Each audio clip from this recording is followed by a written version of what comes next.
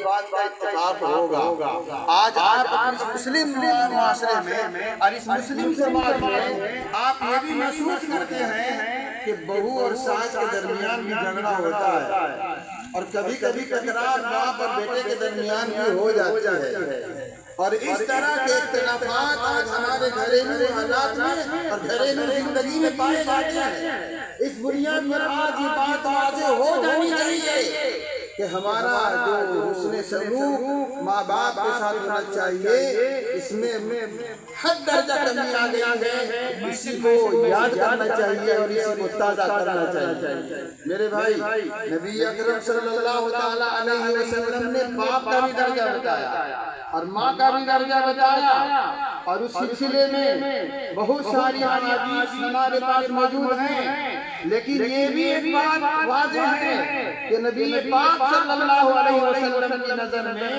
ماں کا درجہ باپ کے درجے کے مقابلے میں 3 گنا بڑھا ہوا۔ فی اعتبار سے ماں کا درجہ باپ کا درجے کے مقابلے میں بڑھا ہوا ہے، اور ہر نبی پاک علیہ السلام نے بتایا۔ ابھی میں نے حدیث پاک پڑھی، حضرت بہز بن حکیم رضی اللہ تعالیٰ عنہ بتاتے ہیں کہ میرے ابا نے یہ بتایا کہ ان کے والد نے یہ بات بتائی، یعنی میرے دادا نے نبی پاک علیہ السلام سے سوال کیا تھا، من ابر، اے اللہ کے نبی صلی اللہ علیہ وسلم، آپ مجھے بتائیں کہ میں دادا سے زیادہ حسن سلوک کس کے ساتھ کروں، باپ کے ساتھ یا ماں کے ساتھ؟ تو آپ صلی اللہ علیہ وسلم نے فرمایا تمہاری طرف سے زیادہ سے زیادہ حسن سلوک کی مستحق تمہاری ماں ہے۔ پھر میں نے پوچھا ثم من، اس کے بعد کس کا درجہ ہے؟ تو آپ نے دوبارہ وہی فرمایا کہ تمہاری ماں۔ پھر تیسرا سوال کیا، تب بھی آپ صلی اللہ علیہ وسلم نے کہا کہ تمہاری ماں۔ پھر جب چوتھا سوال کیا کہ ثم من، تب آپ صلی اللہ علیہ وسلم نے فرمایا ثم اباک، پھر تمہارے باپ کا درجہ ہے۔ کیا مطلب؟ 3 گنا حق بڑھا ہوا ہے ماں کا باپ کے مقابلے میں، اور اس کی وجہ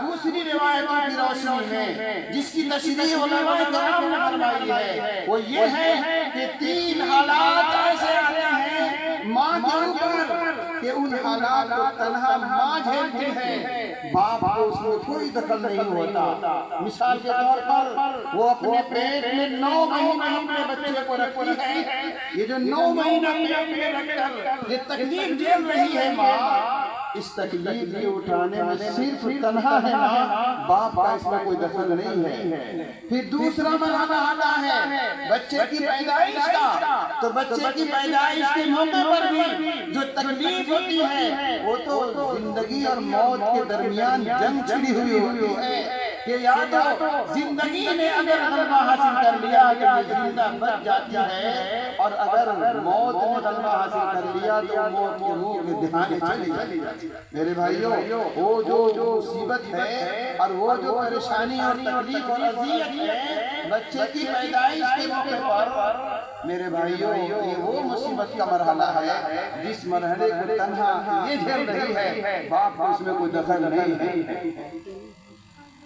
نبی اکرم صلی اللہ علیہ وسلم کے پاس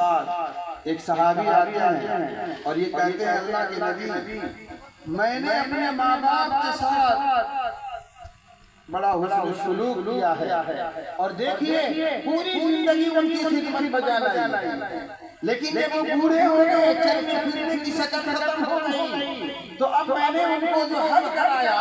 اپنے کاندھے پہ سوار کر کے خانہ کعبہ کا طواف میں نے اپنی امی کو بھی کاندھے پر سوار کر کے کرایا اور اپنے ابا حضور کو بھی کاندھے پر سوار کر کے خانہ کعبہ کا طواف کرایا۔ مدینہ، یہ منی اور اسی طریقے سے مزدلفہ اور عرفات کے میدان بھی ان کو اپنے کاندھے پر سوار کر کے ہم لے کر کے گئے۔ اے اللہ کے نبی صلی اللہ علیہ وسلم یہ بتائیے کہ میرے اوپر جو ماں باپ کے حق حقوق تھے وہ سارے کے سارے حق ادا ہو گئے۔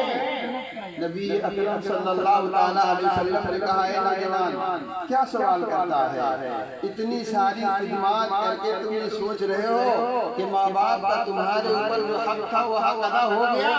ارے سن اس بات کو، تمہاری ماں کو جو تکلیف پہنچی تھی تمہاری پیدائش کے دن، اس تکلیف کا ابھی تک 10واں حصہ بھی ادا نہیں ہوا ہے تو سارے کے سارے حقوق ادا کیسے ہو جائیں گے؟ تو یہ مرحلہ پیدائش کا یہ بھی تنہا جو مصیبت ہے، ماں تنہا جوڑتے ہیں۔ اور تیسرا مرحلہ آتا ہے دودھ پلانے کا۔ اور بتائیے وہ جوہر ہے جسم کا، وہ تین کی سرمایہ ہے جو اپنی ماں آپ اور ہم کو یہ پلاتی ہے، اس کی قدر و قیمت اس کی نظر میں نہیں ہے۔ قدر و قیمت اگر ہے شفقت اور محبت کے جذبے کی بنیاد پر تو بچے کی ہے اور بچہ کی ہے۔ اس بنیاد پر اس کی مرحلے مرحلے کا اندر بھی جو اس کی خدمت ہے